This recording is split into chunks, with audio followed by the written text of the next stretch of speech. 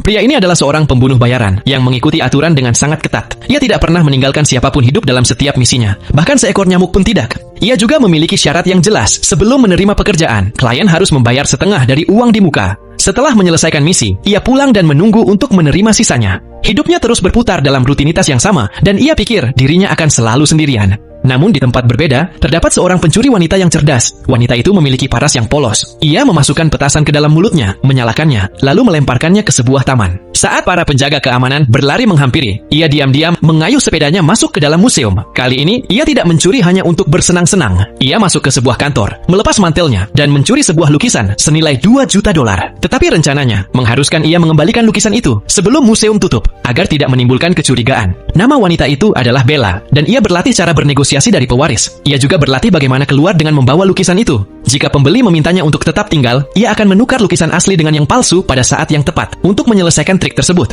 Dalam pertemuan itu, seorang penilai memastikan bahwa lukisan tersebut asli. Pembeli setuju untuk membayar dan memerintahkan anak buahnya untuk membawakan uang sebesar $800.000. Namun tiba-tiba, Bella berkata bahwa ia tidak jadi untuk menjualnya. Mendengar itu, pembeli marah besar. Bella berkata bahwa ia hanya bercanda. Dan saat semua orang lengah, ia diam-diam menukar kembali lukisan asli ke dalam kotak, tepat di depan mereka. Pembeli pun tenang kembali dan lalu memberikan uang $800.000 padanya. Setelah pergi, Bella tidak berhenti sejenak pun. Ia menginjak gas dan melarikan diri dengan cepat. Sementara itu, sang pembeli masih merasa bangga dan mengatakan bahwa ia bisa mencium aroma khas dari lukisan itu. Saat sang pembeli mencium lukisan itu, cat yang masih basah pada lukisan palsu tersebut menempel di hidungnya. Melihat itu, sang penilai mengatakan bahwa lukisan itu ternyata palsu.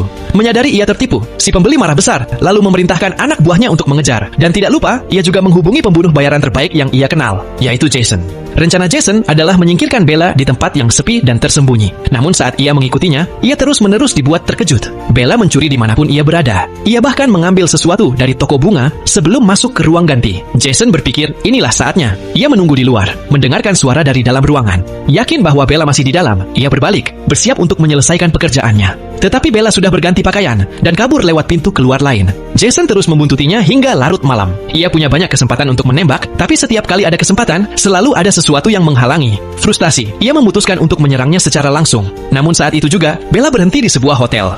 Jason mendengar nomor kamarnya dan segera menuju gedung di seberangnya. Ia memasang senapan sniper dan lalu membidik jendelanya. Tiba-tiba, seorang pria masuk ke kamar dan mematikan lampu. Jason tidak punya bidikan yang jelas, jadi ia memasang alat penyadap, membersihkan senjatanya, dan menunggu sambil mendengarkan suara-suara dari kamar tersebut. Tanpa sengaja, ia pun tertidur. Saat ia terbangun, hari sudah pagi, dan Bella pun baru bangun. Jason kembali mengarahkan senjatanya dan melihat Bella dengan santai mengambil jus milik orang lain. Meminumnya, lalu meletakkannya di meja lain. Melihat itu, Jason yang tak pernah gagal dalam misi apapun, tiba-tiba menurunkan senapannya.